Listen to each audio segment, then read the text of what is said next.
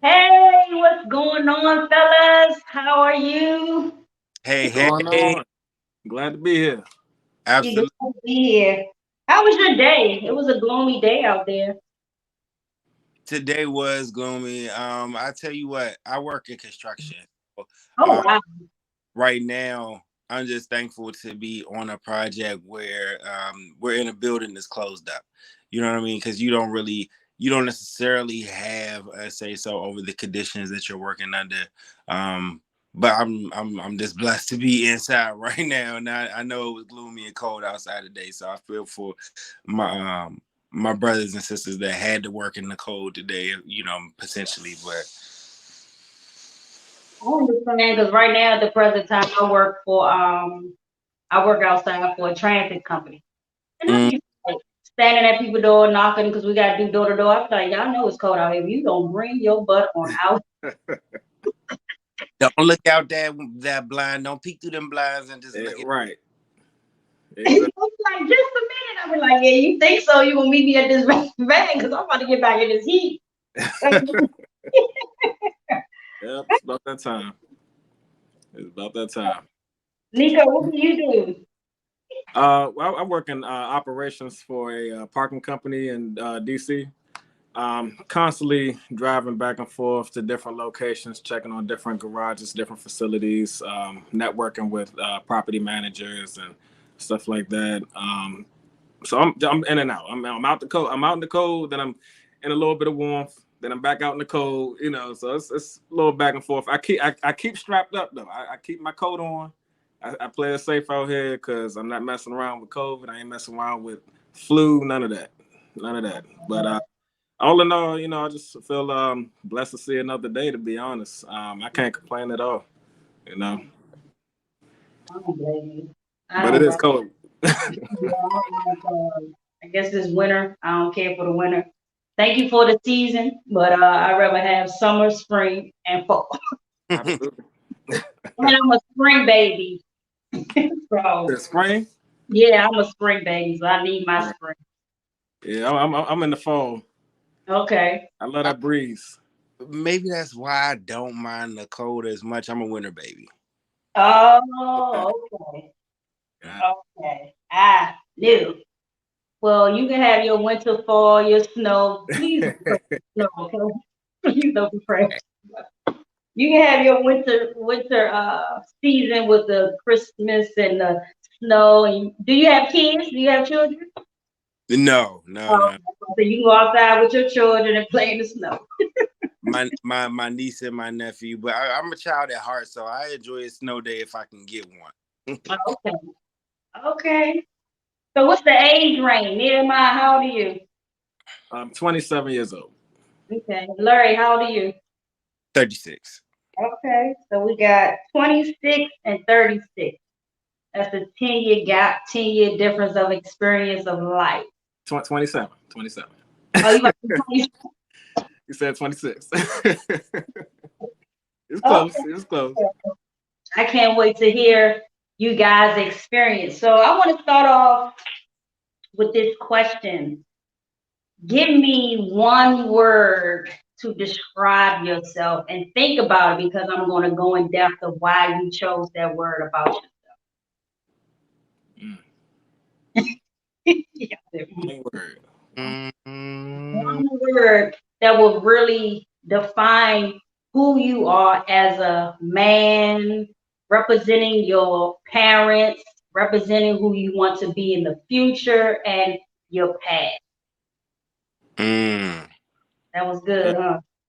Yeah, and so the gravity of the question is really what kind of made me freeze to begin with, because when you said, "Hey, I need this word to be specific and intentional because I'm going to come back to it," I was like, "Okay, this is not icebreaker style. Give me one word," and and it's like you could just blurt something out that is not gonna resurface. But I'm gonna select humility. Okay. Yeah. And did you? So are we explaining why or? Okay, I'm gonna ask you why you chose that word. What's your word, Nehemiah? Mine's, it would honestly have to be faithful. Faithful. Okay. All right. So, Larry, Hmm. you pick humility. We know the definition, but why did you pick that word to describe yourself? So when you explain like the purpose behind the selection of the word, being reflective of my life experience is what made me say humility. I'm number one. I'm one of five, but I'm in between my sisters and my little brother. So I have three older sisters, myself, and then my little brother.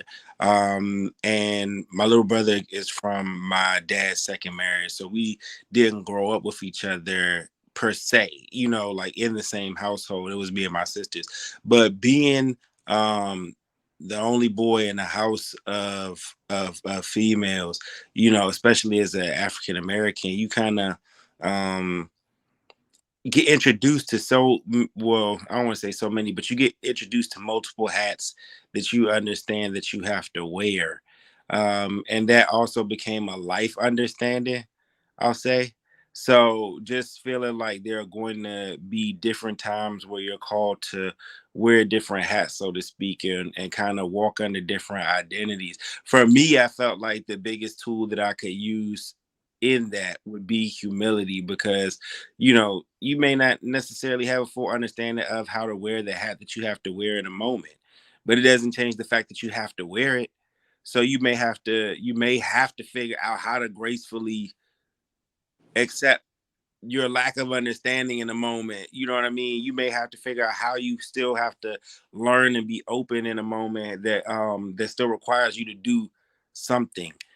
So I hope that makes sense. But yeah, that's why that word stuck out. And it does make sense. So, give me an example in your life, if you remember, Mhm. when, like you said, you had to wear that hat, or you So had to become that word that you chose to describe yourself. right. So whole circle, like speaking or framing it out of the in context of that lifelong journey, right? So I remember Saturday morning, everybody had a chore.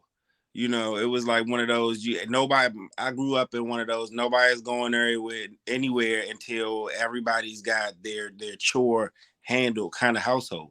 So for me, I had the bathroom and the dishes. I remember that was my chore, right? But looking back, I also can see how that was something that maybe my sisters wouldn't have wanted to do. So it was like, you're going to take this chore that requires some humility. Don't nobody else want to scrub the toilet or do the dishes. This is your job. You know what I mean? So to me, I take that as an example of being tasked with something that requires humility, or something that may have even introduced me to that notion of, you have to do this, and you're just gonna have to accept it. It requires you to be humble, and to you know get on your knees, get that comment, get that brush, get those gloves, scrub. That's what this takes in order for it to get done. Kind of mentality. And then even transitioning or fast forwarding up the road into adulthood, right? So um I mentioned earlier I work in construction. That was not always my career. I used to work in the finance career, or the finance industry, I'll say. Um, and I had no idea or vision of getting into construction, right? So transitioning into um, that career field required humility. I had spent and invested over a decade in that finance arena.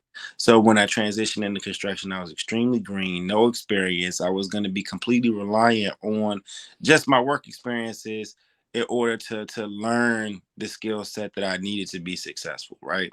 So it kind of put me back in that space of, you got to be humble and just learn and roll up your sleeves and go after learning what it is that needs to be done in order for you to thrive in this kind of environment. Okay, thank you. I appreciate that. And Nehemiah, you said faithful, so Mhm. describe that to us. So, why did I choose faithful? Yes. Um, that stuck out to me because it's for me, being faithful is like kind of a daily walk, you know. you're faced with, you know, a lot of doubts, a lot of criticisms. You're faced with a lot of people's opinions about you that you may let get to you or get under your skin. You're faced with, even worse though, you're faced with your own criticisms. And sometimes you get caught up in your own mind and your own thoughts and doubting yourself, you know. And I found myself doing that a lot, you know. Even sometimes, even to this day, I revert back a little bit to, you know, some self-doubting and, you know, just harsh criticism of myself. But then I have to think like, you know, God brought me so far. You know, there's a reason that I'm right here where I'm at. You know, I'm not a failure, I'm not, you know, a disappointment or anything like that. I know that there's a reason I'm here, you know. And keeping that faithfulness, keeping that communication with God first and foremost, but keeping that faithfulness overall, I feel like that's what helps keep me grounded, you know, at the end of the day. So that's why I chose faithfulness, specifically. Yeah. As a young boy, did you know that you had this faithfulness? As a young boy, I felt like I had like little sparks of it, like here and there, when I was younger. But it's like as I got older, I started to notice it more and noticed what it was. You know, because when you're young, you know, you're young, you may not understand the world that much, but you know, as you grow and you experience different things, you start to understand. Okay, this is what that is. Me being faithful is what's pushing me through life itself. You know, um, perfect example. Like I guess a perfect example of like when I was young was when I was younger, like in elementary, middle school, stuff like that. I wasn't necessarily the most popular kid for real. I actually got bullied quite a bit. Uh, yeah, I did. Yeah, when I was younger, yeah, I got bullied and stuff, picked on, stuff like that. You know, um, there were days that you know I felt like I would get a little envious. I'm like, why can't I be over there with the cool kids? Why can't I, you know, do this and do that with them? Or why I'm always getting picked last for certain things? And I had to understand, like, you know, it's not necessarily about that. And I had to redirect my focus. And I was like, you know what? I'm just going to pray, and I have to accept myself. My mother would always tell me, you got to, you know, accept yourself and love yourself. And just doing that allowed me to increase my faithfulness when it came to God and when it came to how I viewed myself when I was younger. And in doing that, I was able to act on it. Case in point, like when it came to like little sports and stuff, like we playing around, I'm getting picked last all the time. So we playing football. It's fifth grade. You know, I remember this like it was yesterday. So, Mm. but you know, I got picked last to, you know, join the team or whatever. So I'm on their team or whatever like that. And you know, we playing and stuff. And I told myself, I was like, you know what, I'm going to stand out this time. Like I'm going to make a play this time. And I did. I caught a pick, ran it back for the touchdown, and I felt good about that. And I'm looking back, and everybody over there cheering and stuff. Everybody is all happy. And after that, now everybody's so pressed to have me on their team now. Okay, I that's was right. amongst the first because now I had that faithfulness in myself to be like, you know what, I'm gonna go ahead and just I'm gonna show out. I'm gonna do what I do. Next thing you know, everybody wanted to, you know, have me on their team. And then that translated further into me growing up. And I was always nervous about, you know, getting into, you know, sports in school and stuff, but I went ahead and did that because I'm like, if I could do this, you know, during recreational time, let me go ahead and actually join organized football and do that, you know. And I had the faithfulness in myself to just be like, all right, I'm going to do that, and did really good. Became captain of my high school football team. Oh, wow. Did really good, you know. We almost made it to the state finals actually when I was in my senior year of Okay. high school.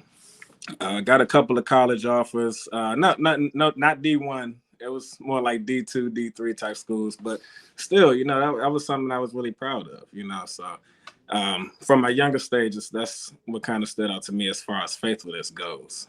You know. Okay. So that's interesting how faithfulness was for Nehemiah and humility for Larry. So let me ask you this because this is intriguing to me. What is your definition of a boy and a man? Mm. And give me, if you can remember, if anyone like a father figure, your mother, or someone, what was their definition when they was instilling in you the difference between or the boy and a man, and then as you got older, how did you find the difference between a boy and a man? Mm, that's a good one.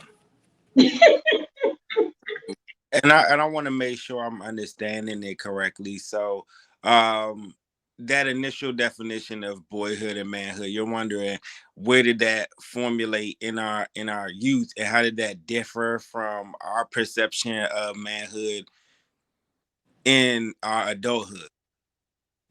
Yes.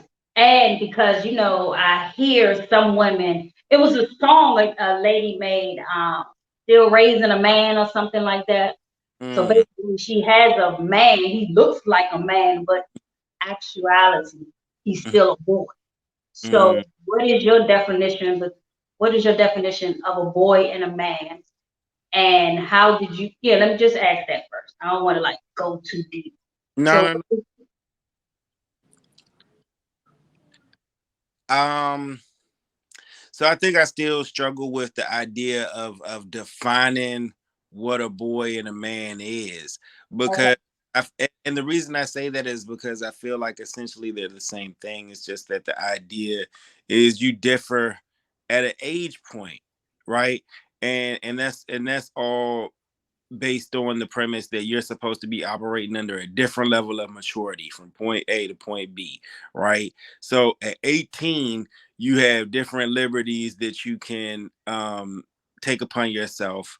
At 21, you have an extension of other liberties that you could partake in, or areas of access that you can now walk in because solely because of the fact that you're older now and you've reached that standard.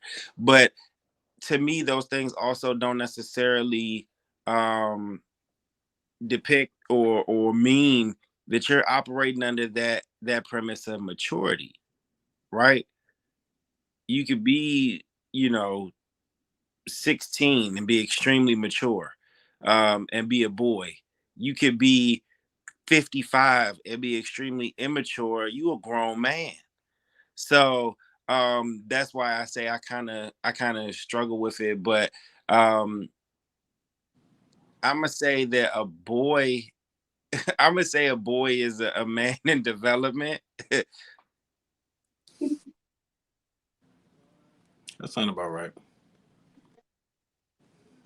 I So I agree. want, okay, I'm gonna say something to make it easy. Like me, I say I still have the little girl in me. Mm, I'm Mm, still playful. mhm, Sometimes I can trigger back to that little girl that has something, little trauma. And it takes time for that little girl inside of me to heal. But I can say, people can argue this, but I can say I had to become a woman earlier than what I should have because I was taking care of myself. But I, mhm, but I was still a little girl mm. out here trying to feed myself. mm. Became a woman, not a righteous woman, but I became a woman that knew how to manipulate at an early age. So that's okay. So that's what I'm asking. When did you find that you was a woman, a boy? Sorry, a boy and a man, Gosh. and I, you start growing in certain areas? Like, wow, I see myself matured. I'm not that little boy that my mom thought I used to be because now I am taking responsibility and making my own advice or making more responsible decisions. okay, okay. I see. What So time is it tonight? Don't You get want, quiet. you want, want me to take it from here while you think about it, Larry? go for it. Got you. Okay. So I completely agree with your viewpoint, by the way, also. I do think that there's definitely a difference in mindset for sure. I think for me to like, I feel like for a boy, I feel like we absorb a lot. Like, a boy, a child, I feel like we absorb so much and we're growing and we're just absorbing everything around us, these different teachings, these different experiences with friends, family. It could be television, radio, everything around us.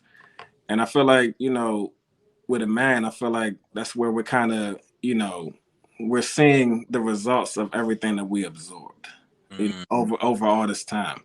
It's like we're starting to, push that stuff out. We're starting to formulate our own opinions, and we're starting to, do our own things that others are starting to absorb around us. And I feel like, there's like you said, it's definitely people who are older with childish mindsets where they act childish as well, and then you have people who are younger with more mature mindsets. I think it all just depends on the person and what all they absorbed when they were younger and how they applied it. Mm-hmm. So I feel like that's like, for me, I feel like that's the main difference between a boy and a man is just what they absorbed at a young age and then what they exert out as they get older.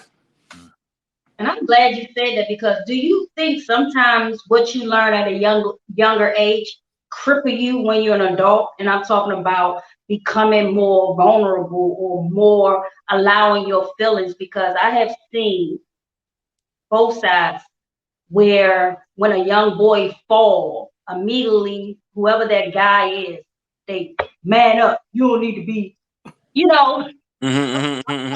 ain't no mother. I probably hit the dude like, don't be in my child. But but is that a in their life right there that crippled that young boy to when he get older in that stage, he in that moment he should not have matured to be a man of holding his feelings in. It should have been, are you okay? It's okay. You heard him. It's okay to allow it out and allow your cries out, and then let's talk about it. Instead of, I don't know why men always hit another man and little boys in the chest. This is what I think. Man up, toughen up. What is that? Please, have you experienced that in your life as a young boy? Yeah, Absolutely. yeah, absolutely.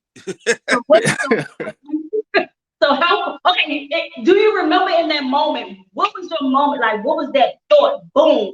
When your uncle, your dad, or your big brother, or somebody came to you, saw that you was crying, hit you in your chest, and said, "Man up, wipe them tears, stop crying.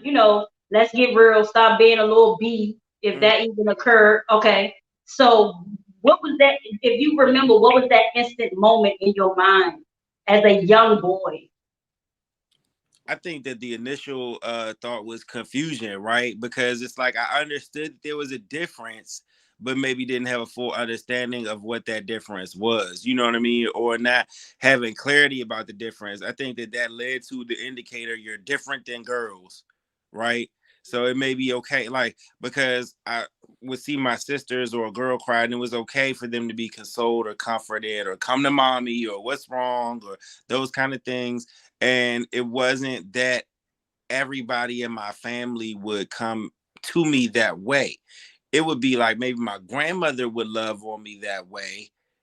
Come here, grandma's baby. Come here. It's okay. It's all, you know what I mean? Like that, I would receive that kind of affection there, but maybe not from the rest of the world. So it just was like it's there's a difference. You're different because you're a boy. There are certain, I want to say,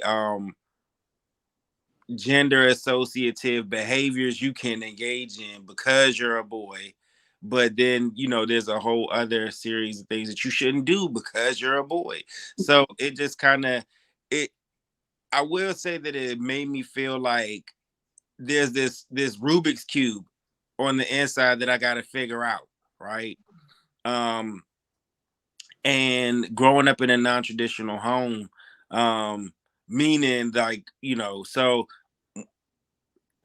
the beginning part of my childhood, my mom was a single mom. My mom met and remarried my stepdad in my childhood, right? So, but part of my childhood, I was just raised, by my mom, and by my community as well, right? And the reason I'm saying that is because understanding you're a boy and different from a girl meant I wanted to learn, okay, well, how do I be a man? This was the question that I felt I was trying to, answer inside of my head as a boy, and not having my dad in the same household for that time. It opened my mind up to the concept of you're just gonna learn from other men. You know what I mean? Like you're going to look at.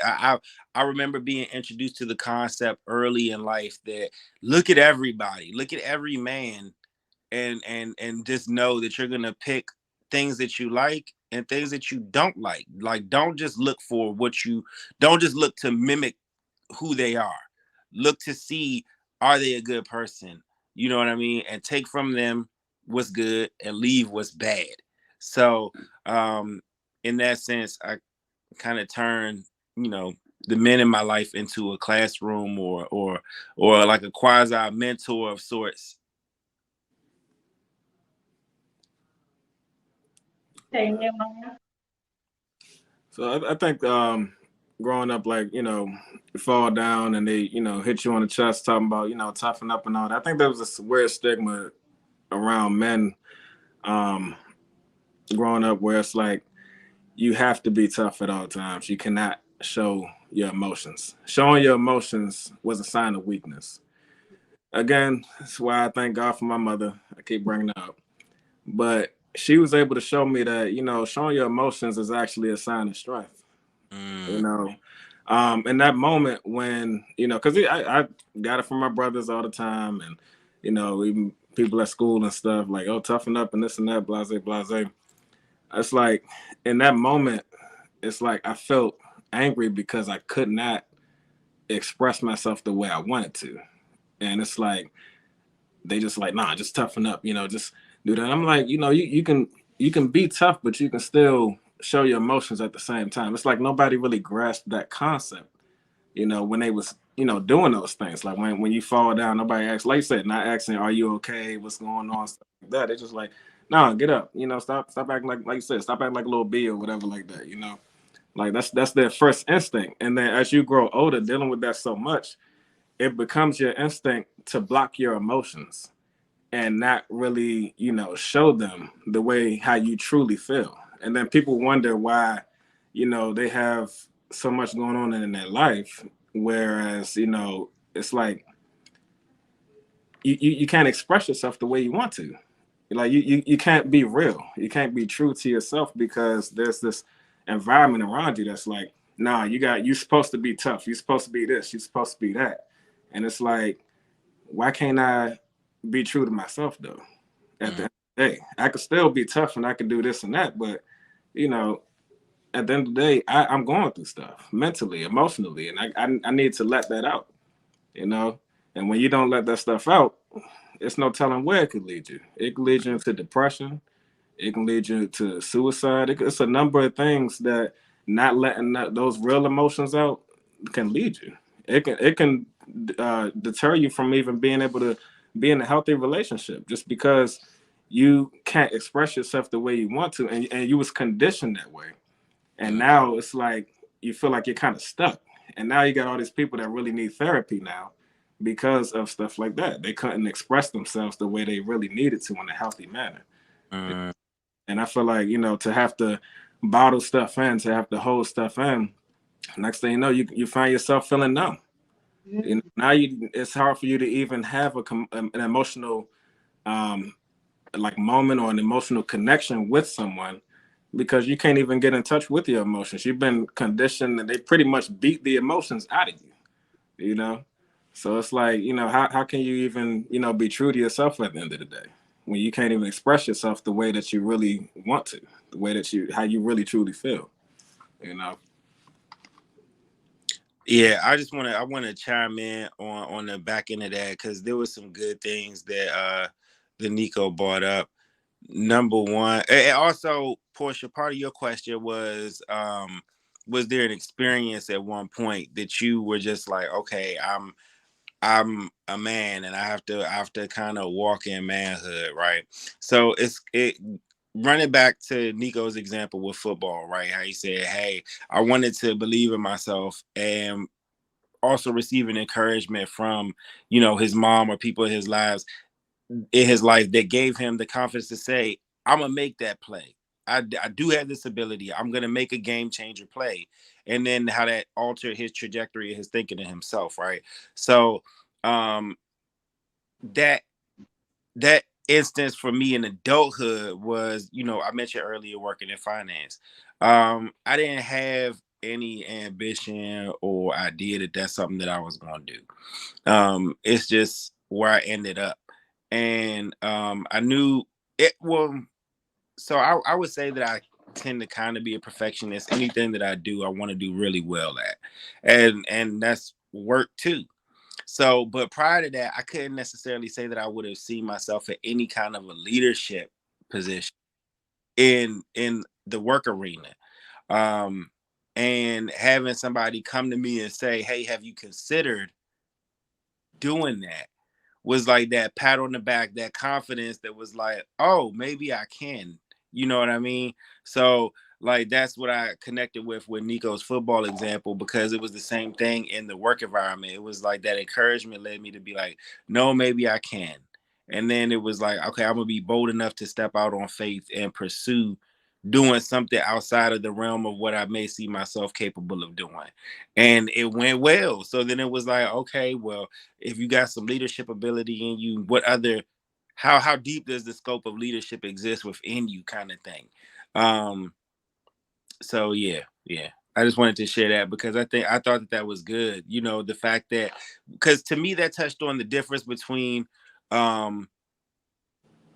the how society tries to shape and mold you into a man versus what can happen just from organic nurturing of your community. You get what I'm saying? Like in both of those instances, the societal rule is man up. You know what I mean? Like even at the beginning when you asked the question, it made me think about that little boy that went viral on Instagram who was beating on his chest. He's like, I'm the daddy, I'm grown. I'm the daddy, I'm grown. And it was like he did it till his chest was red, not having to understand that but that is the initial image of manhood that he was exposed to. So he's not, he's not even a full toddler thinking this is what manhood looks like. This is all it is. This is what I do. I bang on my chest and yell until you respond the way that I want you to, right? And then also with what Nico was saying about like the way that you're allowed to portray or have to bottleneck your emotions, right? So now that individual is maybe thinking, this is how I get a response from the world. That's also the kind of behavior that can end you in prison. Yeah. So it's like, how would that have differed? And I mean, this is just hypothetical at this point, but how would that differ from we heard the mom in the background saying, stop, your chest red, you being silly, stop, right? So but what if she would have just said, hey, you do not have to act this way. I know that's what you've seen, but listen to mommy, you don't have to do that, right? And so it's also the difference between what Nico was saying about like the understanding that we have now. Now we're willing to we're as a world, as a culture, willing to deal with trauma and shock therapy a little different than we were, back then. I think that we were kind of committed to these traditional approaches that wasn't even resolved. It was just, this is what we do. You get what I'm saying? But now it's like, there's a legitimate way to handle this. Let's just do it the right way, kind of thing. Absolutely. It's how can you just allow a boy to be a boy, allow him to enjoy childhood, allow him to go through the stages that he wants to go through when there is a situation he falls, if there is a situation where he need understanding in areas, teach him as a boy or a 7-year-old, 8-year-old, or 9-year-old, not teaching a 7-year-old what to do when he's 22. Mm-hmm. Right. Sometimes I was watching a movie where I guess the dad had to leave. Maybe I'm gonna just make up a scenario. The dad go to jail, and now he's telling a little boy at 7 years old, now you gotta be the man of the house. Mm-hmm. What is that?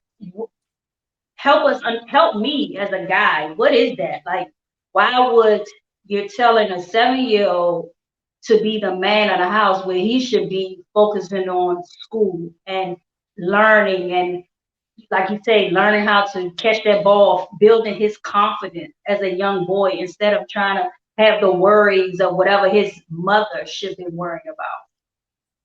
I think,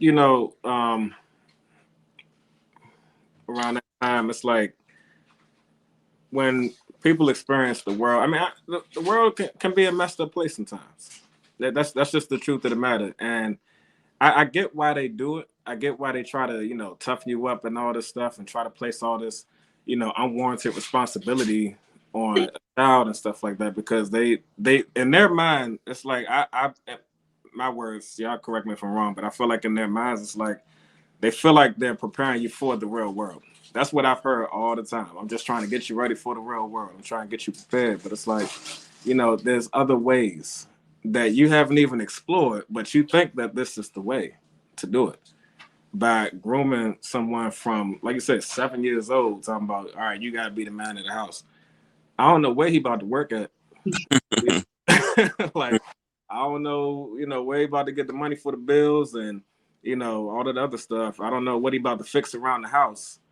I don't know how that's going to work out, but it's like you're planting this seed that could turn out to be disastrous. And like Larry said, could possibly land you in jail, because little boy could be thinking, okay, what am I going to do to get money? All right, I'm not old enough to work. Let me go rob the corner store or something. You're going to find any little way to show, oh, I'm a man. I could do this. It's baby steps. Mm-hmm. You got to take baby steps into manhood. You can't just jump right in there. Like, you're going to fall flat on your face, So, yeah. Yeah, I wholeheartedly agree with what Nico was saying, and I feel like I have the same sentiment, because when you say like, well, what is that?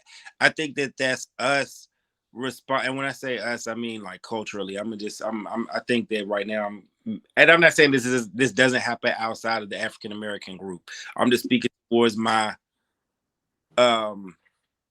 experiences, right, and my realities. So, but I think that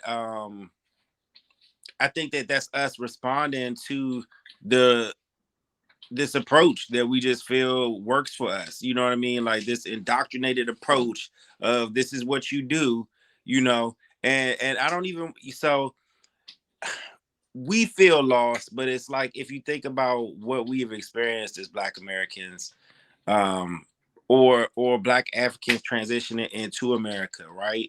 I think that that's the root of the trauma. If you as a slave are beat, you cannot express emotion. They're not trying to hear, ouch, that hurts. They're just like, hey, get back to work. And it was a means of expressing authority and showing I'm in charge of you, I'm over you. If you do not do what I say, I will inflict pain on you, and then dare you to show emotion. So when that lack of emotional response is taken away from you and then ingrained into your psyche as a people, it can be challenging to break away from it. And people say, oh, slavery was so long ago.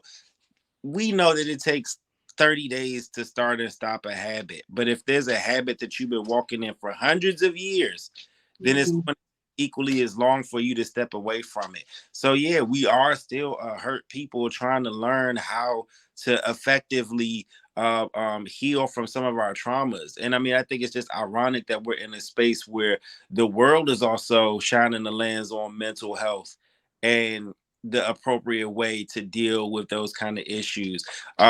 Even so, when we were talking, the question before this question, it made me think about a stand-up special I saw, and the comedian literally said, somebody asked me something and I had the opportunity to do what I think a lot of Black men in America do not have the opportunity to do, which is to think about how I feel. Like just acknowledging the fact that I have the ability to think about how I feel before I answer this question, and that be a luxury to you because it's outside of the realm of the common experience. That's good, because basically telling us unlearned behavior, in the family, going down generations and generations and generations. When you're going to stop putting this all on a young man, or not allowing that young man to express himself. You're bad. Okay, can you talk to that little boy and ask him what is going on with him? Because sometimes he don't know how to express himself. Now he's doing something that's negative to express himself. He don't know how to properly express himself. And it goes on as, generations to come. And that what gets me to this next question. When do you realize, how do you separate yourself, or do you, okay, I'm trying to figure out how to answer this question, because it's like, to me, I really want to know. So being a man and then being a black man. So that's what I'm trying to structure this question with, how do you identify, or do it make you upset when you have to, I feel like, separate yourself? Like, I feel like when you go in your household, like when you at home, you just a full-blown man. You don't have to look at yourself as a black man. But when you walk out the door, then you're this black man walking into the world. You cannot just be looked at as a man, a good man. They look at you as this black man. Help me or help the audience understand your feelings about that, and what triggers you, and what makes you upset about that, and what makes you sad and gets you frustrated, and how you overcome, or are you still overcoming this, just being looked at as a black man instead of just looking at a man as a whole? It's for me specifically, this happens to me probably almost every single day. I lie to you not. So I go to an office building and I get on the elevator. I'm going somewhere. I'm going to one of them floors. And it's so funny because, to me, I'm on an elevator just trying to get to a destination, right? And the elevator stops. The door opens on the second floor. I'm trying to get to the fifth, sixth floor, whatever like that. And I see that there's a white person there, right? The second the elevator door opens, they look startled. They're like, "Oh my God, it's a black man." They look like they're confused. They don't know if they should get on the elevator or if they should wait for the next one. And this happens every single day. I lie to you not. And I'm just sitting there like, "Good morning. You gonna get on the elevator, or what, what you doing?" And it's like, for me, it's not. I don't get angry necessarily. It takes a lot for me to get angry. That right there, that's that's nothing for me. But it's like, at the same time, though, I do feel kind of saddened by that. That we are still in a time where, as soon as you see, you don't have to say two words to me. You don't know me at all. This is your first time seeing me. Because my skin is black, you automatically just look startled. And the reason I know it's because my skin is black is because I've experienced times where, the person, they was hesitant to get on the elevator, and then they finally decided, okay, I'm gonna get on the elevator with the black guy. And we go up, I say good morning, they may not say anything back. Like I said, I don't take it personal. I really don't take it personal at all. It's not that serious for me. And another white person gets onto the elevator. That person says good morning to them. They say good morning back. Nice bright smile on their face. They look like they're at home. They like, okay, cool. We got another white person on here. All right, bet. We have a witness. And I would see that, and I'm like, wow, like, that is so sad that you really feel that way toward me, and I didn't even have to say anything to you. I didn't have to do anything to. All you saw was my skin. You saw I'm a dark skinned man on an elevator, and immediately you just felt uncomfortable. And if people of different ages, it's not just old white people, it's middle aged, young, all that. And it's like I said, for me, it's just like, I feel really sad that, like, you really feel that way just by saying my color. And I feel like to react that way, to me, is a sign of immaturity. Like, I'm just like, to not get to know somebody, but to judge them just on their looks. The fact that, oh, this person doesn't look like me. That's childish. Let's take it back to kindergarten days and elementary school days. You saw somebody that you didn't like or whatever like that. You saw somebody who looked weird, or in my case, I didn't really fit in or whatever like that. You're like, oh no, I want to stay with this group because this is the group that's in, and them over there, they're not. I'm like, it's so childish, you know. And these are grown folk, grown white people that are literally just looking at the color of my skin. Oh no, I will not associate myself with him. Absolutely not. I don't even. Some of them don't even get on the elevator. They like, hey, no, I wait for the next one. Nope, they don't even do it. And you know, it's like to see that for me. Like I said, I don't feel angry at all. I don't feel no animosity towards you because I'm a grown man. Like I don't judge you just because oh you white. Like that doesn't mean anything. Like to me, I see that you white. I'm like, I just see okay, you're white. I see that, but you're a person. You know, you're a human being. That's you know, and I'm like, I'm not about to treat you some type of way because I'm black and you white, or I'm not gonna get on the elevator. I don't want to be nowhere near you because you white. That doesn't bother me. The fact that you're white, that doesn't get under my skin at all. The fact that you're white, but the fact that I'm black just so happens to get under your skin that much. It affects you that much that you feel like you can't even get on the elevator. And I'm sorry to cut you off, Nehemiah. I know you have a mate, you have a wife, with the pressures of what you was talking about, how you are, what you get when you're outside the household. Do you come back and express these experiences with your wife to let that load off your shoulders? I do. She'll tell you. She has plenty of stories that I've told her about, you know, just all that. And I appreciate, you know, her allowing herself to like be my outlet, kind of. Because sometimes I'll talk her head off about my experiences, you know, just being out there with and dealing with all that stuff, being in traffic and dealing with them, being on the elevator. And I mean, it's just little. It's like, look, I'm just trying to work and go home. That's it, you know. But it's like you're doing all this extra stuff, and it's like for what, you know? And then I come and tell her, and you know, she's the same way. She feels saddened by it. She's like, wow, like that's why do they feel like that? It's like why, but it's like they can't. They're not going to tell you why. I mean, no racist wants to admit that. Mm-hmm. You know? But you know, that's just the world that we live in.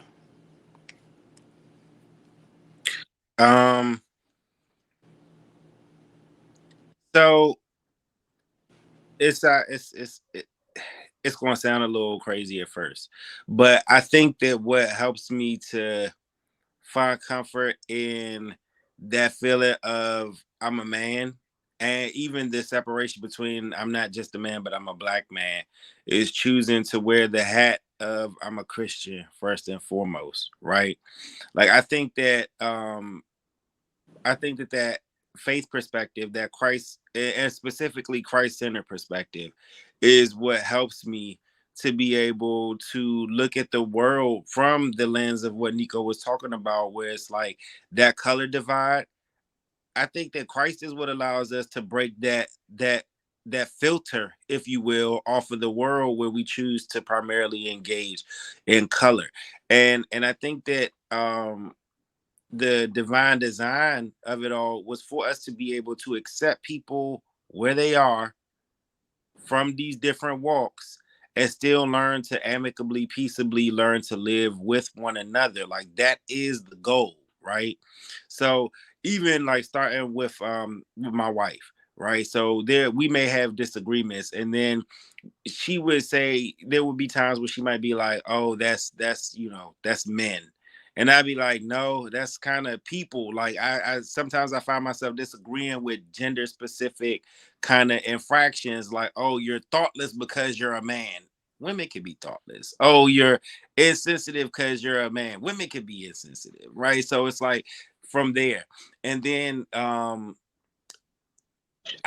same thing is applicable when it comes to like racial stereotypes, basically the different things that are stigmas that are supposed to rest on us because I'm a black male.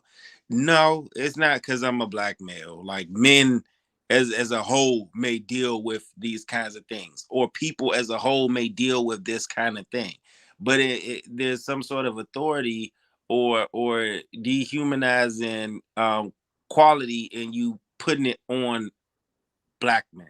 You know what I mean? So I think that that's kind of an authoritative approach to it, and I think that that's also cultural, you know what I'm saying? Like we talked on earlier, these ideas, like the ideas of manhood and where they come from and your early experiences, right? So the same way that we as a Black people have undergone hundreds of years of trauma and are trying to figure out how to love on ourselves and embrace mental health and um, therapy and incorporating those kind of normalizing those kinds of things within our culture. You have a separate group who has been walking in the ideologies of hate and superiority and supremacy for a number of years as well. And whether we like it or not, we do have to have some sort of patience to accept the fact that it's going to take time for that to change, and then also participating in the process of that change. So for me, like I said, I work in construction. You come across racism frequently because it's the kind of industry where it can be a lot more rampant. It can be it can be a lot more public, I'll say. There's space for it to be a lot more public. And so you find people that don't necessarily have to hide behind, they just like, whatever, what you gonna do? You don't have any authority in this space. You can't be a person of value to be a decision maker or an influencer or a changer because you don't have the right skin color. So I can't treat you however, and it won't make a difference. And my response to that is trying to, through my behavior, show them it's unnecessary. And what I mean by that is I try to present myself as somebody that they can relate to, identify with, connect with, and work alongside. So that way they see that some of these stigmas and some of the different preconceived notions I had about you as a Black man were just wrong. You know what I mean? Like case in point, I had a conversation with somebody with a white guy at work, and we were talking about the differences, social. We were talking about cultural differences, right? And so this person was sharing with me their perspective, and they were saying, like, oh, the world wants us to be divided, wants us hating one another. And I'm like, yeah, I agree, but that's also kind of contingent on us being able to accept the exchange of our experiences too. You know what I mean?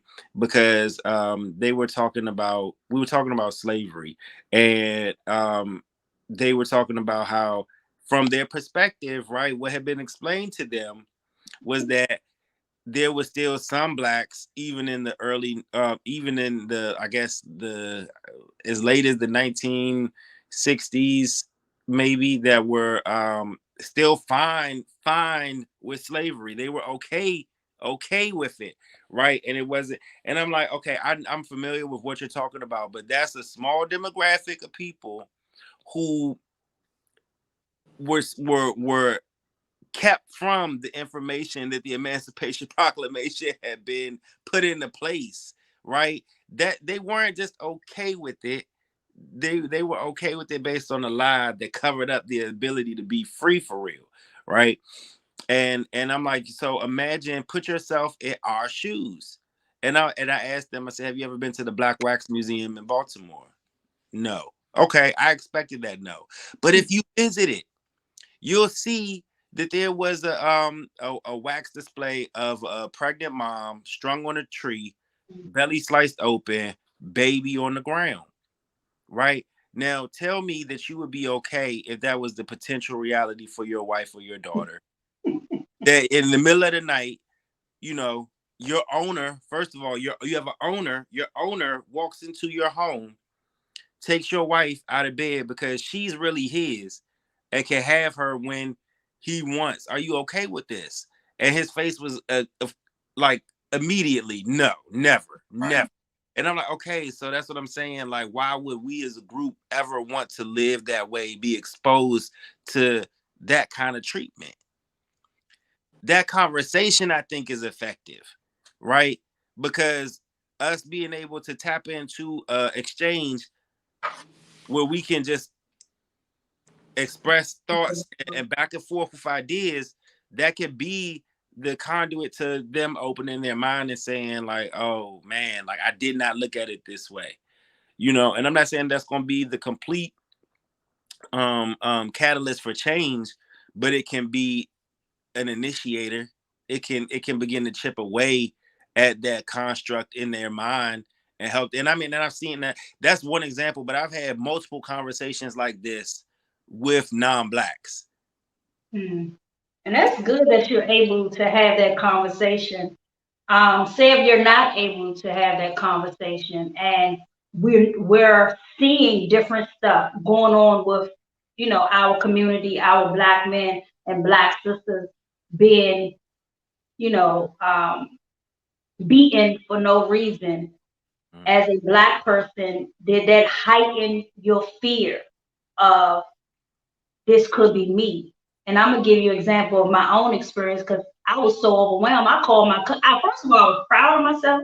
Mm-hmm. I was like, oh God, you love me and you worked really well on me, because I dealt with a Karen and I couldn't believe it. I was shocked in my mind, like, oh my God, I'm dealing with a Karen. And I was at work and I was coming out the hospital, and I was about to jump into my vehicle to bring it to the front, my transit vehicle, the vehicle I drive for work, to pick up a person that's handicapped and needs the service. And I guess she saw the orange vest. So all I hear was, "You gonna park my car?" So I was like, "Oh, let me keep walking. I don't think she's talking to me." Oh, wow. So, but what made me react, she started walking towards me and her hand was in my face. So I was like, what? In my mind, I'm looking at the people looking. So I just immediately turned into the victim. I just started screaming, "You don't know me. Who are you?" Like, I was like, oh my God, somebody about to record this. But I was so hurt inside. I was frustrated. And I also was proud of myself for not immediately punching her or fighting her, being reactive. I just said, you know what? I'm going to become the victim. And I started screaming. I was like, who are you? I mean, I was going, and then she started coming in my face and said, lady, if you don't back up, you're going to lose your job. So I'm the type of person I can get mad and have sense of humor. Mm-hmm. When I told her she's gonna lose her job, because I was like, I'm about to call the police on you, and because now I see people running in, and the security guard is coming out. So I laughed inside. The lady was like, I don't even have a job. I was like, oh Lord Jesus. Oh, good. Yeah. I laugh at it now, but in that moment, I still have triggers from that moment for someone thinking I'm supposed to be on that beck and call because I'm in whatever type of uniform they think I'm in. Mm-hmm. So understanding what you said with slavery, how now things are heightened where people feel like they could comfortably get into your space, and you can be that victim of anything, and maybe, sorry to say, die or go to the hospital. As a Black guy and a man, did your fear heighten? Yeah, I mean, I don't know if I would say fear heightened, but what I can say is I had a similar experience, kind of sort of, to what she was just saying. I was working security. This was like probably 5 years ago, I think. I was working security, and I'm on my way, to my post. At a red light, just wait for the turn green. It was this, I don't know if it was a white couple or not. I don't know if they was together or not, but they approached my car, and the dude opened my back door. He thought I was his Uber driver. What? He thought I was his Uber driver. And my initial reaction, I said, "Who the?" And I had to catch myself. I had to catch myself, because I'm like, I know they didn't just open my door. Mm-hmm. I mean, they hopped in the car. Oh man. And I feel like at that point, you got the right to defend yourself. Mm-hmm. And I was about to, but I caught myself really quickly, because, like Larry said, when you're a Christian man, a God-fearing man, there's a certain way that you operate. Mm-hmm. You don't initially just react off. Yeah, you don't initially just react, because it was literally about to go down that second. I'm not gonna hold you. it was about to get real wild. But I said, sir, what are you doing? And he says, yeah, we requested our Uber. It said you were right here. I'm like, sir, this is not your Uber. Please exit my vehicle right now. And then he tried to make some little smart remark. He was like, oh, well, you could have just took us 2 minutes now. And I said, sir, get out my vehicle, please. Please. Wait. And in that moment, I felt really really, really frustrated at the sense of entitlement that he thought he had in my own vehicle. And it ate me up inside not to react the way that I was conditioned to react. Because I acted the way I was conditioned to react, or the way society expects a black man to react. He gets upset, then I would have been feeding right into the stereotype. Right into that story. Oh, there's an angry black man right here. And the police would have showed up. I would have been the first one in handcuffs. I already foresaw that, you know. And it's like, you know, seeing stuff like that, it's not necessarily a spirit of fear that comes over me, but I do kind of get irritated at the fact that, you know, there is this double standard that exists. There is this sense of entitlement that certain people feel like they have. And, you know, it's like, it was like, it was a challenge. It was a real challenge. Like, I felt heated inside. Like, I literally had to go and pray. I was so upset, you know, at the audacity of this man to think that he can just hop in my vehicle, even though I explained to him in a very nice and polite manner, I am not your Uber driver. Get out of my vehicle, please. And something about, you could have just took us 2 minutes. Dude, first of all, that entitlement will get you hurt. You don't even know. I could be a killer for all you know.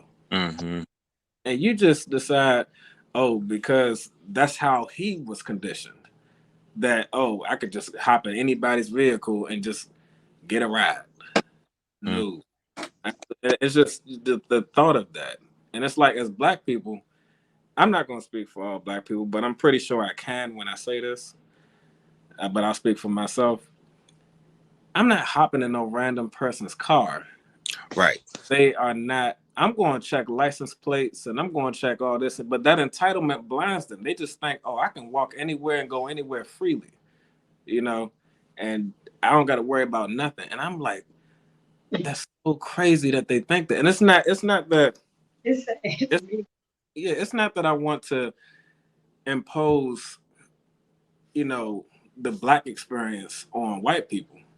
But like Larry said, there has to be a discussion had. There has to be an understanding on our different ways of life and how we were brought up. You know, there has to be, because certain things like that you just don't do. You know, and it's like, we don't have the luxury of doing that. It's not that I want to, but it's just the fact that you really think you have that luxury to do that. It really made me frustrated. And I like I said, there were certain things I wanted to do, but I decided not to do in that moment because of my religion. Just because of that alone, you know. So yeah, it's a crazy experience. But yeah, like I said, it's not necessarily so much fear, but it's definitely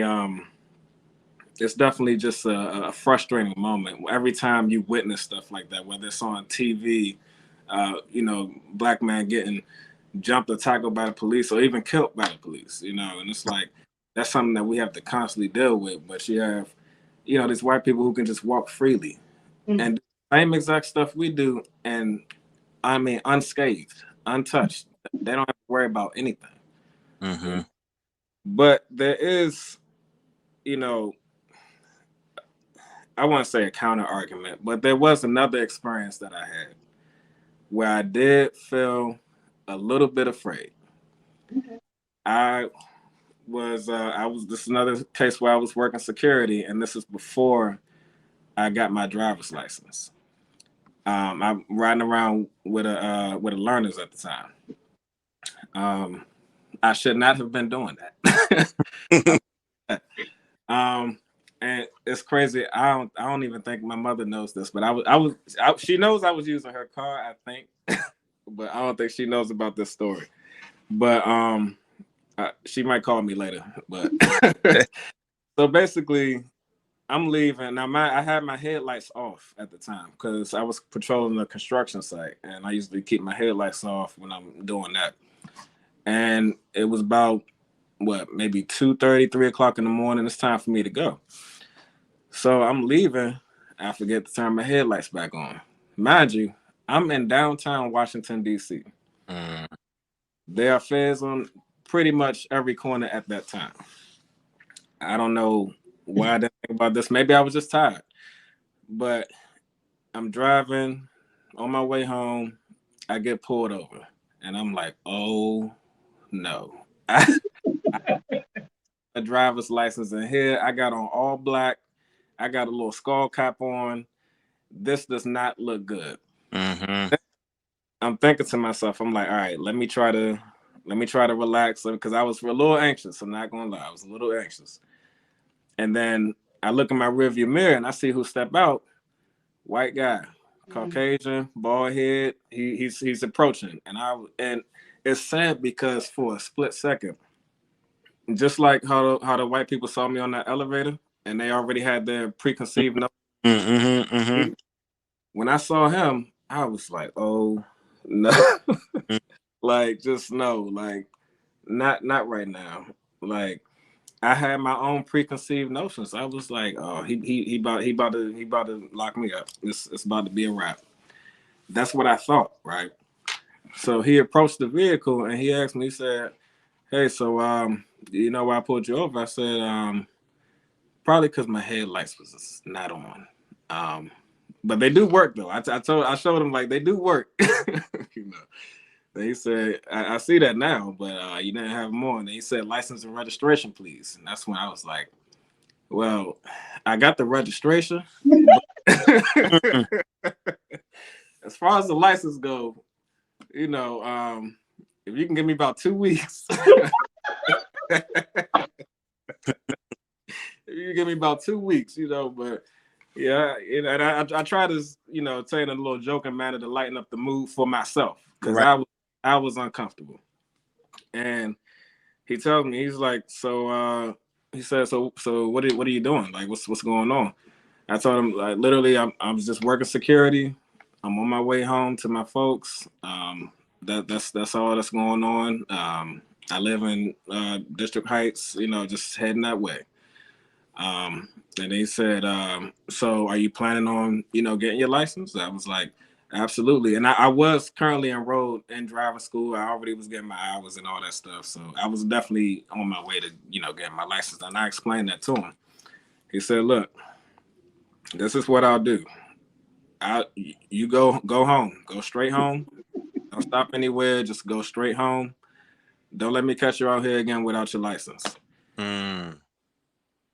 And I said, bet. And if with that, went straight home, you know, did what I had to do. And the thing was, you know, after that interaction, I was really thankful, you know, but I did have my own preconceived notions at that time of what I thought was about to happen, but the complete opposite happened. And I had to thank God. I literally had to thank God after that moment was over.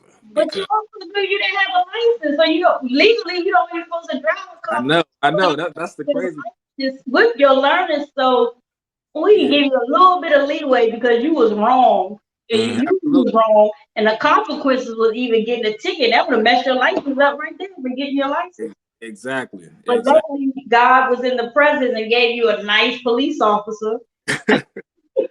Right. And you didn't have an attitude towards him. You know, you was polite and you made it humorous, you know, to make sure he was comfortable as well. That's how I look at your story. Yeah. Right, yeah. And the thing was, and I only brought that up to say that it's because of those experiences that we've had where because in my mind, I'm thinking, okay, if this officer black, I might could talk my way out of it. if he black, maybe we can identify him. That's what I thought at the moment. That's why I brought that story up. But it's like when I saw him, I was like, but based off of what I've seen, my surroundings and stuff like that, I had that preconceived notion. I'm like, oh, I just assumed the worst. Like, I don't know what's about to happen, but I just assume it's about to be the worst of that. But that was the reason why I brought that story up. Do you think that life lesson matured you? Because now you know you shouldn't be out there doing that wrong. Absolutely. Oh, I got my license shortly after that. Yeah. Is there something in your life that you remember? I know you said, Larry, your stepfather, came into your life, and Nehemiah, you have your dad. Is there something in your life that they said to you that you see now as a mature man?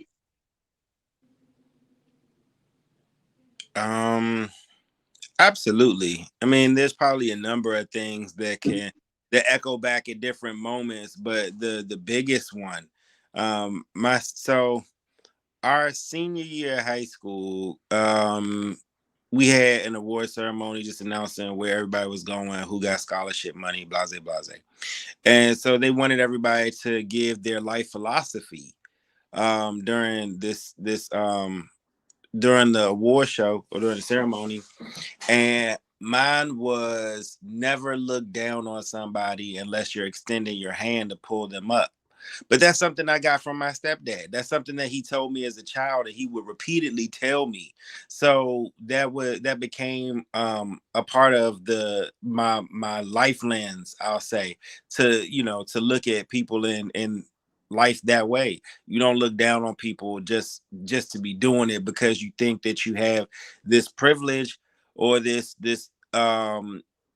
notion in your mind that I can do whatever, that the rest of the world is at my beck and call, or that even my own infractions on others should be taken lightly because of the group I belong to. No, everybody deserves respect. There's a blanket expectation and requirement for respect, not just for other people, but for myself as well. So it's like I expect that from people towards me. And yeah, that was that piece that was just like, I'll never put that down.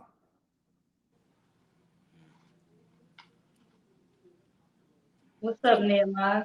Do you remember anything that your dad instilled in you or said something that you see now as a man in your life?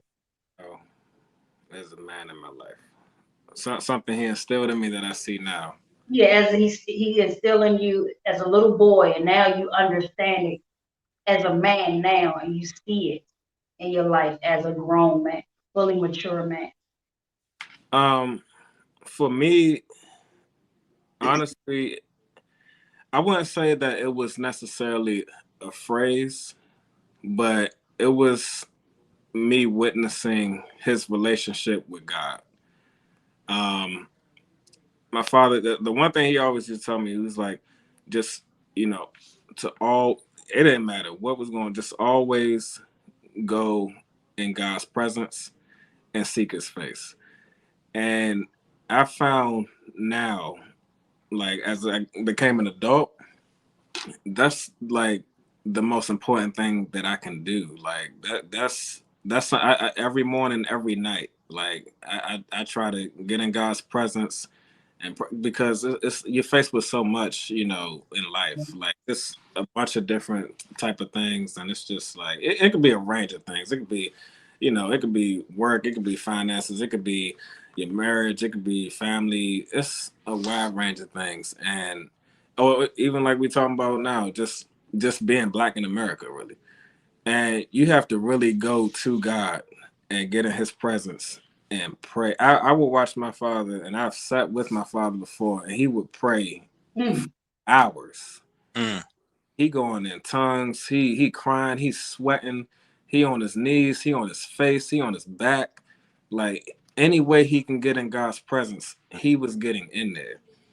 And even just having conversations with God, like not even and that's something that I really grew to do a lot, was just having like I don't know if people do it that much, but I have like a formal just a conversation with God, just talking to him about my day and just talking to him about how I'm feeling and just using God as my outlet and just asking God like to speak to me, you know, and give me instruction, give me what that's like where I have to run to.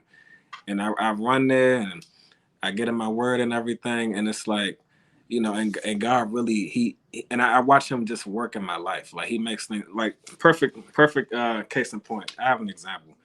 So I was just about to get my first apartment, right?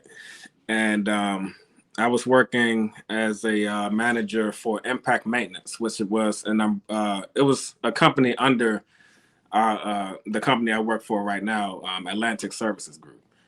And at that time, we had a COO who he came and told me, "Oh, hey, Nico, sorry, but we can't really afford to, you know, keep you here anymore." I was kind of taken back because I do, you know, the books, I do the finances. I've went and collected a lot of money that was not paid previously, and you know, I'm able to see, you know, what we got. I'm like, that sounds weird, you know, and he tells me that, and he said it's already been done, and he told me just to go to the main office at Atlantic and you know talk to them, see if they have something for me. And he was talking in a manner as though like Impact Maintenance was getting ready to close down. And at that time, I was just like, I just got approved for my apartment. I'm like, this just hit me out of nowhere. And this is about what, maybe I would say a month, maybe a little bit less than that before I was supposed to actually move in. I'm just like, okay, well, I'll go to Atlantic and, you know, I'll talk to them. So I went to the corporate office and I was talking to one of the operations managers. I'm like, yeah, so, no, not the operations man. I'm sorry. I was talking to the vice president, you know, asking them, you know, what's going on with my employment and stuff like that. I mean, do y'all have anything for me? Because that's what the COO, Rob, had told me to, you know, go and talk to you guys about. And he said, "Oh well, you know, we're looking to see what we got for you. Just give us a couple hours. We'll have somebody reach out." So they did have a gentleman reach out, one of the operations managers from Atlantic, and he said, "Hey, so I know you're looking for, you know, a job and stuff, and right now I have a parking attendant position for you that's paying minimum wage, and you know you can do that. This would be paying me significantly less than what I was already making." And it would, you know, get in the way of me being able to afford to, you know, even get in my apartment. You know, like there's no way I'd be able to afford my rent with that. And that's where I had to really buckle down and pray, like, because I just didn't understand. Like, I just got approved for my apartment. I was so excited. I done already went and got furniture and got TVs and all this other stuff. And then they tell me this, and I'm like, whoa, what? Like that caught me way, way off guard. So, you know, I'm praying and I'm asking God to please just, you know, make a way for me. Like please provide. And something I always say, I lift everything up to him. Like everything. I said, God, please, I lift everything. Exactly, faithfulness. Like I said, that's another example of me having to be, you know, faithful.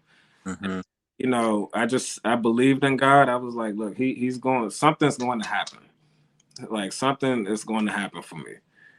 And I was so happy because that same exact day, I'm sitting in the customer care manager's office, and you know, I'm just sitting over there, just continuously, just you know, praying and you know, talking to people and praying, and the risk management director had came into the customer care office, and he had asked me, said, "Hey Nico, so what's going on with the job thing?" I said, "Well, only thing I heard was that they have a parking attendant position that's you know paying minimum wage, and you know I kind of want to try to go for something a little bit more because that's way less than what I was you know making before."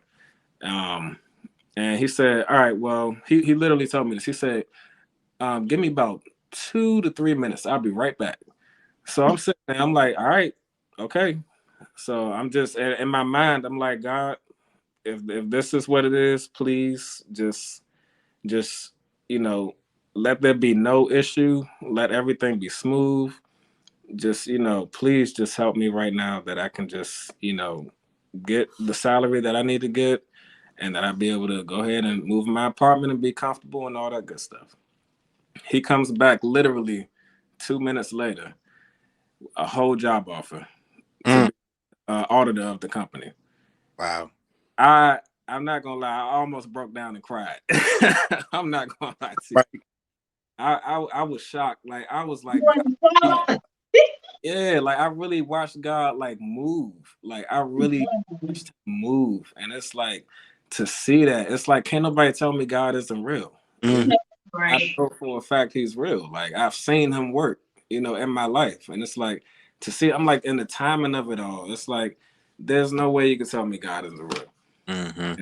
And then even from there, I've been able to move up to a higher position, now working as an operations manager with the company. Amen. And I was just so thankful for that. And like I said, that's why going all the way back to when we first started the video, like faithfulness, that's a daily walk for me. I feel like it's a daily walk for a lot of people, Yeah.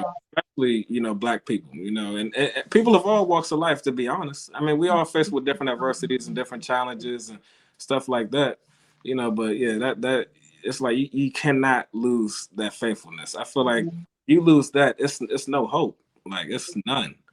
Like Well, don't turn away from God. Just right. Yeah. don't turn away from God. Just stand in wherever you're going to from your Right. testimony. Continue to pray and just believe, because Right. it might not work 2 or 3 minutes for the next person, but it will work. But Absolutely. just hold on to what you believe. Like you said, if you know that God is real, keep Yes. praying and keep talking to God. He said, pray without ceasing. So I'm Mm. gonna continue to talk to him and say, Mm. this is the relationship that we have. You know my heart, you know what I'm going through, but I understand and I believe in you. So I'm just gonna continue to talk to you so I can get through what I'm going through and Mm. see the manifestations of what I'm praying to. Absolutely. Give us a testimony. What God did for you where you was like, oh, God is real. There's been a number. There's been, Just give us one. oh my goodness. So if I had to think of the first response of God being real in my life, doesn't have anything to do with being Black or being a man. Even it was a car accident. This was I had a really bad car wreck, and I got hit on the driver's side. I was hit on my driver's side door. I was pinned literally between my door and my console, the center console of my car.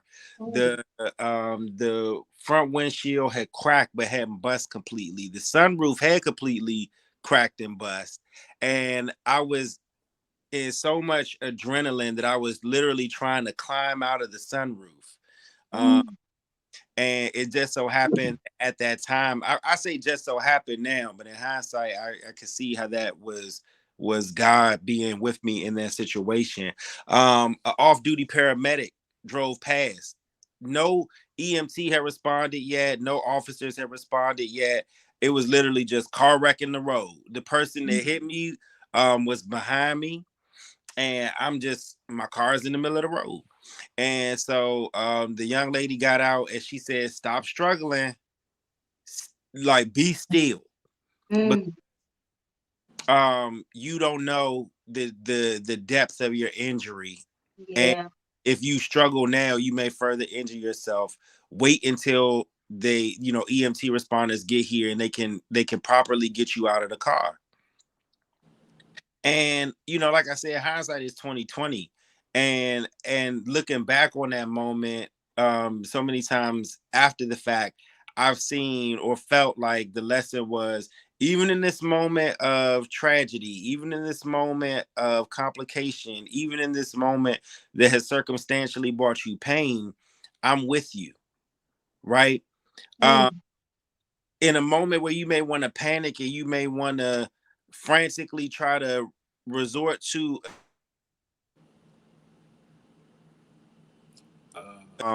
really escape and get out of this situation, it's going to be a further detriment to you.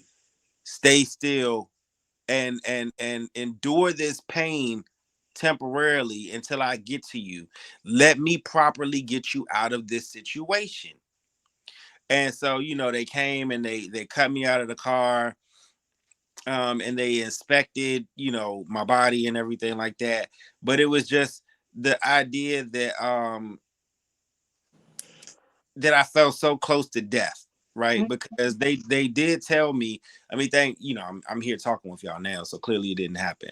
But they told me, they was like, if she would have hit you a little harder and there would have been more impact, she might have snapped your neck. And so, because it was literally like it was a Toyota Solara. That's the vehicle I was in. It was a 87 Bronco that hit me. Right. So back then, I mean, this is a lead sled. This is USDA steel coming, 60, 70 miles an hour, whatever, into me. And so just not expecting it. I looked, it's almost like Spider-Man. He has his spider sense tingling. He might be standing there and feel something is about to go down. So I literally felt something. My body tightened up. I turned away and I looked back. This lady's headlight is literally next to my face. So I think about that accident from time to time. Just the fact that I'm still here, the fact that I'm able to walk and I'm not wheelchair bound or anything like that. Like, I tapping on Nico's word, faithfulness. I see that as God's hand over my life. And it's a healthy reminder that there's still purpose, there's still destiny, there's still something that I want you to do. There's something I specifically put you here on this earth to do. And I need you to focus on fulfilling and accomplishing that. Don't let it be that we have this conversation at your last breath where you trying to get in, and we have this conversation at the entrance of eternity where I have to be like, why didn't you do the things that I asked you to do? So I try to allow that to be my reminder sometimes that I'm here and there's something that I'm supposed to do. And it does at times help me to remain grounded and also remain humble, because it's like, if I thought about how things could have gone and the reality that I could be living under, right, from that situation, had it not been for God's hand on my life, I don't know where I would be or what I would be up to. You know what I mean? So I'm thankful for God's hand on my life.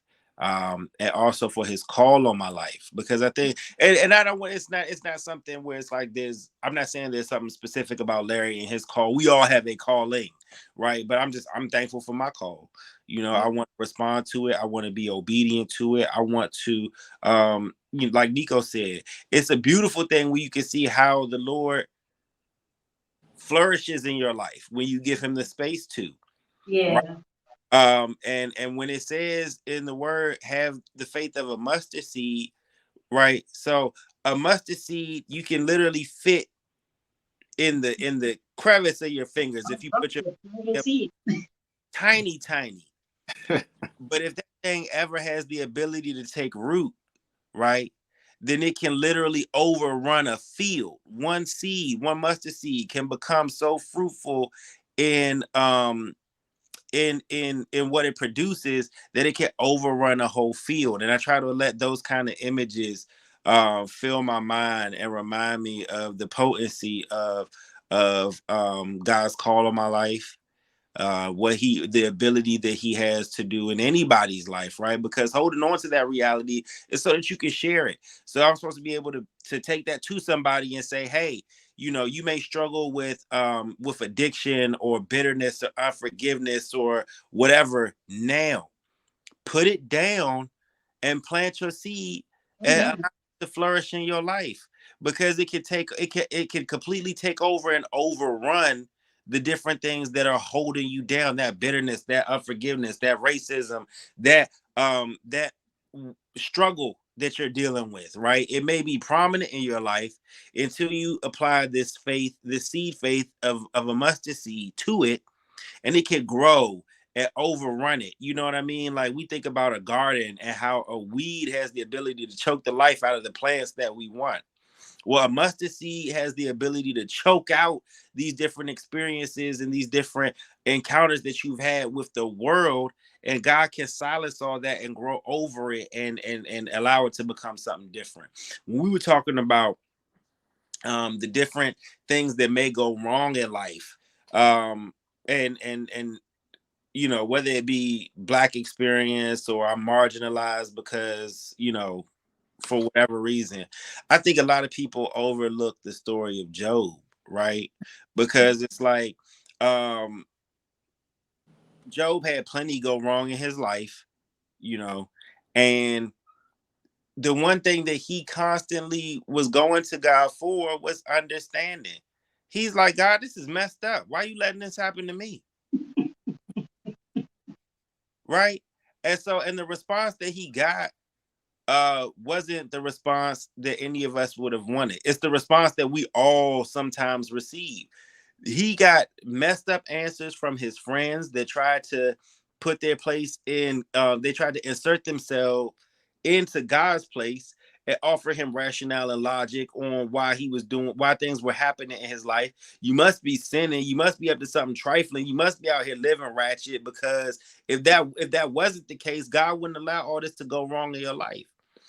Even in that struggle, when he got to a place where he could have conversation with God, God didn't just present him with answers and say, yeah, this is why I allowed your family to die. This is why I allowed your livestock to be taken.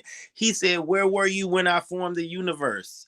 Where were you when I was building the world and hanging stars all throughout the galaxies and all these other things? Where were you when I was doing that?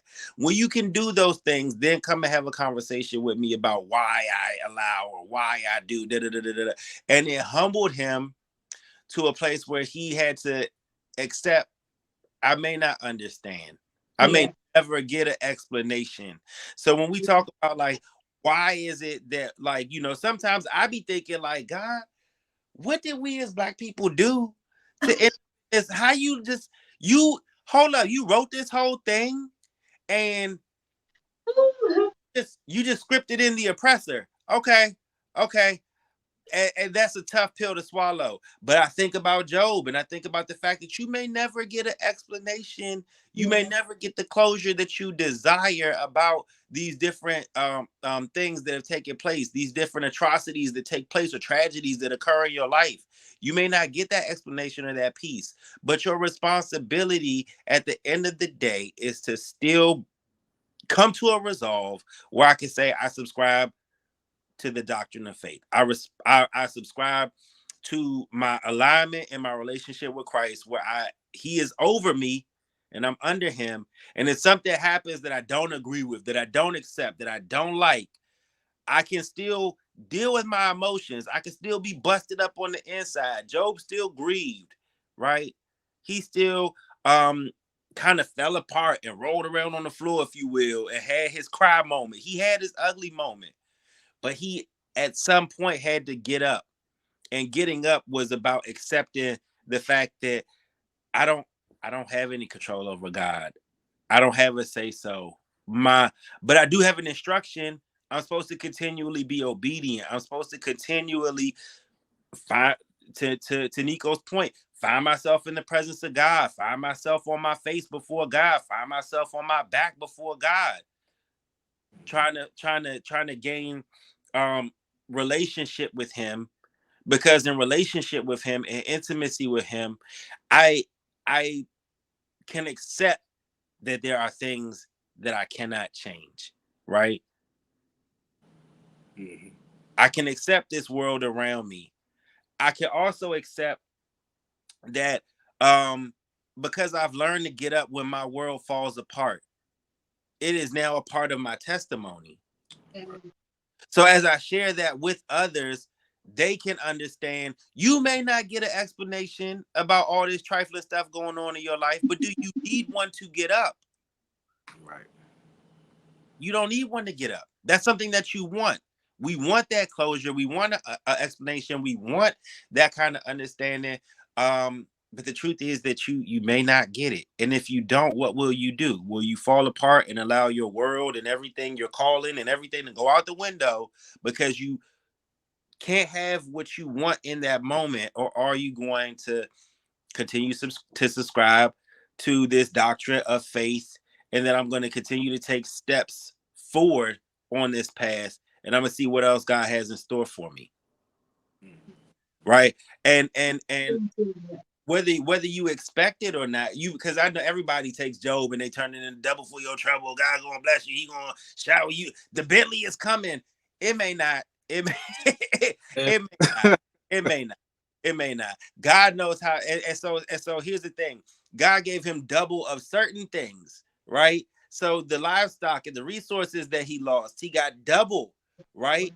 Job had 7 kids. God didn't give him, he ain't had 14 after the fact. God blessed him with more children, but he didn't double up on that. And my point in bringing that up is God knows how to restore the blessings that are taken from you as well. So even in your lack of understanding, you don't have to fully understand why this has happened, or even God's restoration process. You don't have to understand his restoration process either. You just have to participate in it and allow him to do his work in you. Gotta trust. Yeah, trust him. Yeah, and I really enjoyed that because of the topic, boys and men. I feel like if you really grab hold and allow God to mature your life, you will understand how to become a man and take away some of the stuff that you should not learn, and allow God to pull out the things that's not supposed to be in you. And now you can be the man that God wants you to be, so you can get up and be a light in the world. And how you have great conversations with people that need to be knowledgeable of what they need to unlearn about the African American community or about African American men. So I love how God puts you in those areas so you can talk to them. They get maybe one day they'll start walking and understanding other people and love people for just being human beings and not being a human being with a color. I'm glad that we are different, but don't label me because of the color of my skin. Just accept me for being the person, and ask me my name and get to know me, not, oh, this black girl or something like that. I appreciate that because the world is crazy. Sometimes it's hard for people to get out of the bed, but if you speak to God, like you said, if you pray to God, God will give you the strength to say go. And then once you get out there, you be like, Lord, I thank you for allowing me to get out the door, because I know I had a purpose to, go do what you need me to do, or need me, but want me to do and help someone else. Because if you didn't get out of bed, you probably could have then speak to those men, at your job or anywhere where you wasn't able to encounter that police officer and get you renewed yourself. Like, wow, okay, let me take a step back and not let me label every Caucasian police officer. That hurry up and change you. Let me be humor. You could have had attitude, but you was like, you know what? Let me be humorous in this moment. So that's the maturity of, to me, as what I'm seeing what y'all speaking about. That's the maturity of how you coming from a boy to a man, unlearning some things that, men instilled into you, and learning some things and keeping it with you as you grow, as you mature, as you get out here and get older, building a family, building a career, building your financial institution where you can, take care of your household. And it's good that you can come home and be vulnerable to this woman who loved you and allow you to be that guy to say, look, I had a rough day. Because sometimes there are men who transfer that energy to their wife and get mad at them, trying to bring that mean world into their household, instead of allowing their woman to be their safe haven and say, I got you. What do you need to unload let me be that person to hear you. If you don't even go to therapy, even if someone who doesn't have a wife or a girlfriend they could be vulnerable with, go to therapy, speak to someone, get that crap off your chest. Don't allow it to build up. Go to someone and speak to someone. Even if you don't go to therapy, like you say, your father showed you how to pray. He cried and he was in the presence of God.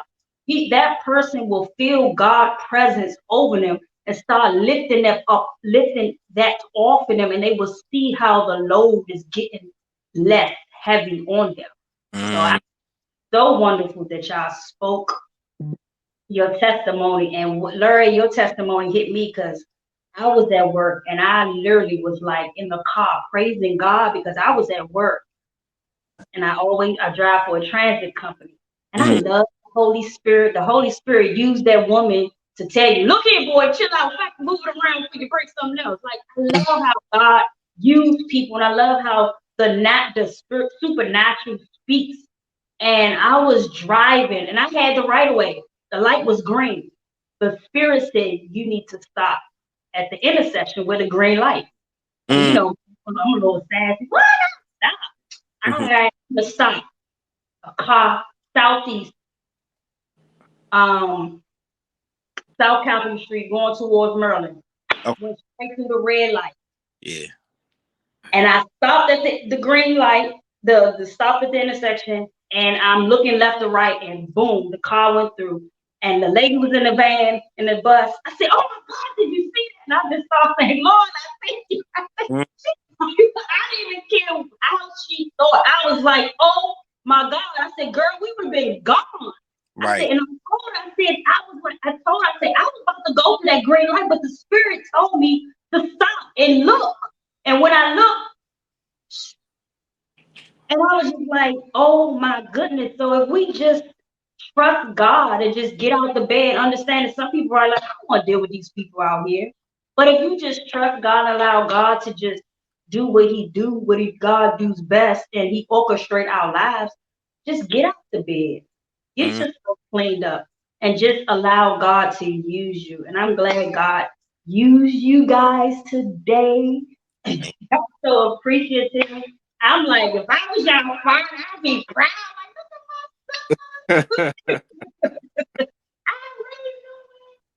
I know that. It's just so good to hear your experiences and hear your growth. And I hope and pray that other people can relate and take from that and understand that, some things should not be done to a little boy. Allow a little boy to be a boy. Allow them to have childhood. Allow them to fall and teach them how to verbally speak what they're going through. Before we get off, anything else you want to say before we end this night, even though we went almost 2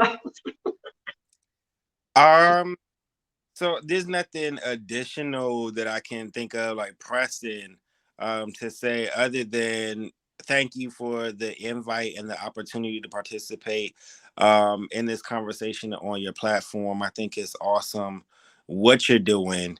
The one request that I do have is, can we close out in prayer? I don't, if Nico has anything that he wants to add, brother, feel free, but I just wanted to, since we all in agreement and we all believers in the room, I'm like, can we just seal this moment in prayer? That, that would do it for me. Well, go ahead, Mr. Larry. I open you to end. By all means, please. I'm 100% in agreement. So, okay, and I just for clarity's sake, for me, Portia, the name of your show. So, Peace Within the Journey of Forgiveness. God put it on my heart to talk about forgiveness because forgiveness is actually a way of healing. Forgiveness is also building your relationship with God. God say, how can I forgive you and you didn't forgive? Like, I don't know how, I don't have the scripture right here with me, but how can I forgive you if you don't forgive your brothers and sisters? And that's the reason why Jesus died on the cross. So forgiveness, the blood of Jesus can help us build a relationship with God. The forgiveness of our sins, forgiving us every time we fall and just move forward. Even forgiving yourself. There was a time where I had to really sit down and forgive myself, and the load was so light. I mean, I can feel, I was like, God, what is going on with me? Something is going on with me. And the Spirit said, you haven't forgave yourself. And I wrote down right then and there, and I just felt lighter. And I was like, thank you, because I've done some things that hurt myself. And I'm seeing the manifestations of God, pouring out of me, of healing and just being free of being a deceitful person, manipulating people, easy to fight you, easy to have a block, and just have this. I labeled people. If this person hurt me, you gonna hurt me. I ain't about to love you. You ain't about to love me. But once I forgave my past, it was easy for me to walk in the future that God has for me. All right. All right. All right. So, okay. So, but one more time for me. Forgiveness. Peace within the Peace. journey of forgiveness. Peace within the journey of forgiveness. I don't need to write it down. I got it. I got it. All right. Heavenly Father, we thank you for today. God, we thank you for this opportunity to come together as like-minded faith believers, Lord Father. We thank you that we had the opportunity to have a conversation where we could first and foremost uplift it, glorify your name. And Lord Father, where we could secondarily exchange life views and experiences, where we could literally be obedient to how it is that you've designed us to function in this world, in humanity with one another. Your word says that we overcome by the blood of the Lamb, but also by the word of our testimony. So, in being able to come together and exchange our testimonies with one another, our experiences with one another, God, we have overcome more than we did at the beginning of this call, and we thank you for that. We thank you for all those who may have had the opportunity to tune in to this conversation. We pray that this may have been edifying and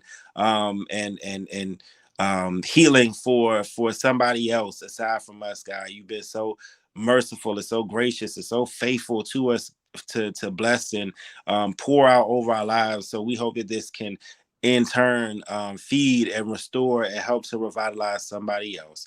God, we pray for Portia and for her ministry, God, for the vision that you've given her. Just believing in faith, Lord Father, that this ministry that you've deposited on the inside of her, that it is to reach whomever you've purposed for it to reach. If it is a handful of people, they may be a handful of people that will go and then change the world and turn it upside down on its head. This may be for millions up the road, God. But I just ask that that you would encourage Portia in her journey, Lord God, that you would continue to encourage her, that you would continue to fuel her with everything that she needs. We ask that resources, that grants, that guest participants for the show, whoever and whatever it is that she needs, make it available to her, Lord God. Open up the windows of heaven right now. Pour down from your storehouse into her life, Lord Father. I ask that you would bless Nico, Lord Father. I thank you for him and the boldness to stand before the world as a man and share his testimony and his experiences, and the same for myself. We feel edified and full from this conversation. So we just thank you for a healthy exchange, a healthy experience, and we walk in anticipation of all that you have in store for us. In Christ's name, amen. Amen. Yay. Thank you. I believe.